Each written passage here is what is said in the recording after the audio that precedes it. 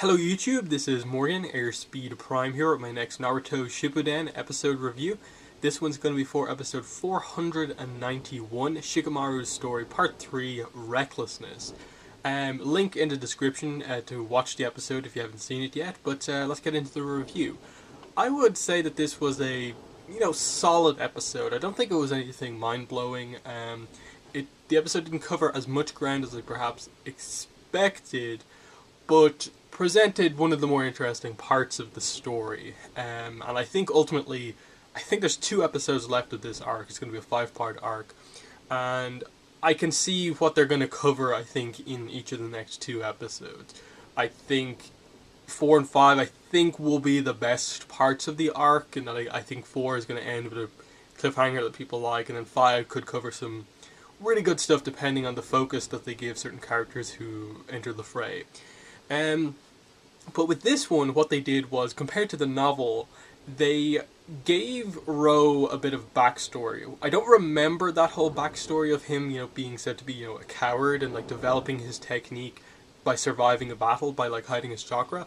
I don't remember that being in the novel. So that was interesting in that, obviously, they gave Soku a complete episode in the last episode to develop her, and then they gave at least part of this episode towards Ro and developing him. That would be one of the weaknesses of the novel, that those 2 characters weren't massively developed. We didn't know them all that well. So the anime is at least trying to give you somewhat of a insight into those characters, which I do appreciate. Soku, we see, kind of gets out of having to join the revolutionaries by faking her own death so she can go undercover again. And then the core of the episode is just that the 3 of them kind of enter the kind of castle area, the main village, Land of Silence, to basically find information on Gengo. All they know is roughly what he looks like, and that's it. 10 shinobis died and they got basically no information on him. Still no word on where Sai is.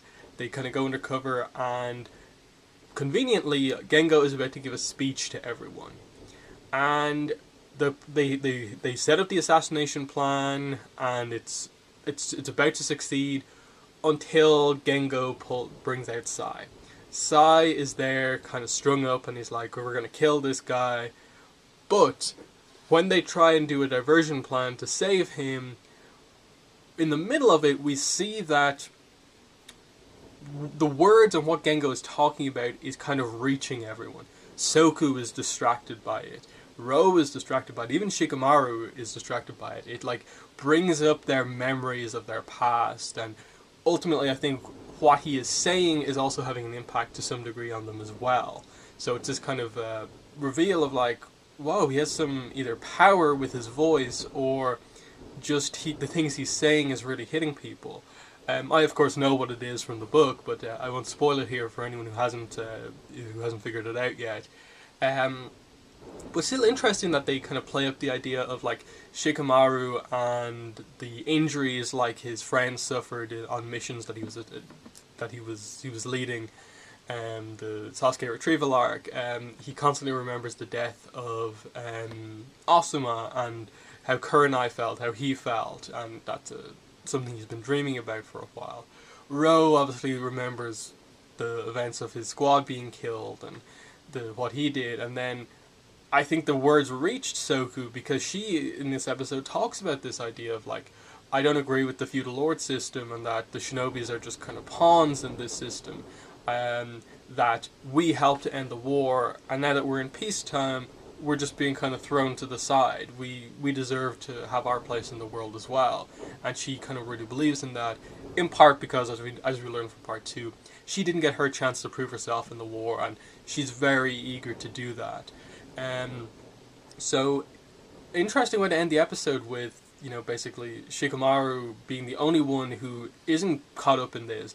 Soku and Ro both get captured, and it looks like they're about to release them, as if Ro and Soku have turned on him. It's definitely an interesting choice, obviously, within the story to have this happen, in that Shikamaru is captured at the end, and the way they do it is that clearly Sai is to some extent brainwashed. They show the kind of fire thing in his eyes, in that ultimately it is Sai revealing that he's not a hostage, that to some degree Gengo knew that this would happen and was drawing other people in, and using Sai as his kind of secret kind of pawn, that gets the victory. And basically the implication is that Shikamaru only stops himself from being brainwashed or something like that by knocking himself out, like choking himself out with his own Shadow Strangle Jutsu. So I thought that was a really cool use of his powers to basically like control himself, that like he's bound up but he can still put his hands together and do that.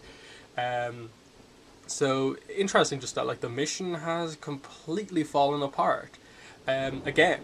And with Shikamaru remembering the failures of being a leader from before, how does he feel about this one now?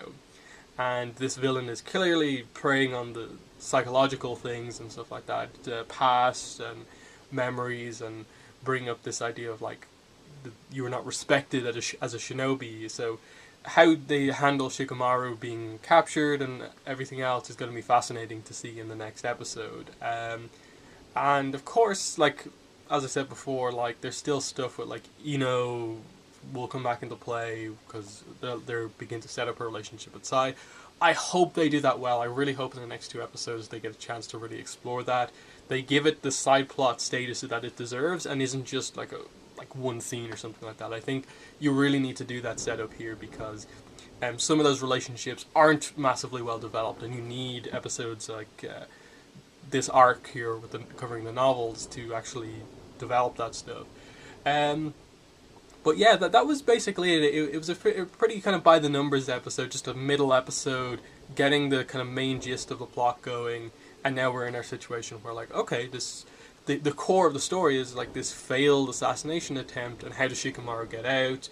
In that he went on his own. They didn't tell any of their allies, the Leaf Village, that they were doing this mission to save Sai primarily, and you know, how will the other nations feel about this if they find out? Will they find out?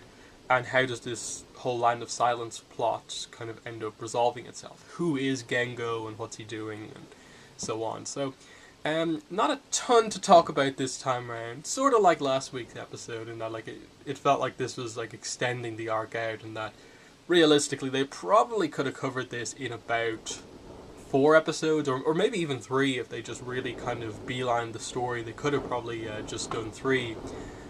4 is probably a kind of good estimate, but 5 feels like an extension. Episode 2 was very much stuff that wasn't in the book, and aspects of this weren't in it either. So, you know, it is what it is. But I always like when they give a little bit of extra time to a story to just add something more to it, and choosing to develop Ro and Soku more.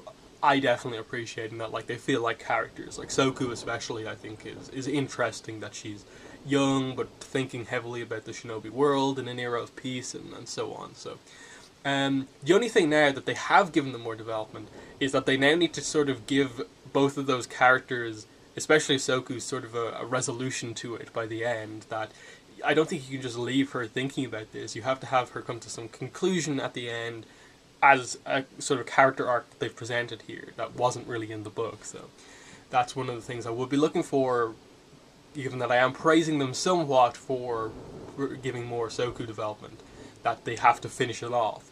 So yeah, I'm just going to end the video there. In the comments, let me know what your thoughts were on the episode and the review. Link to my Patreon campaign, PayPal donation link, Twitter and Tumblr are in the description, as well as the episode if you haven't seen it. But that's been the video. Thanks for watching, and bye.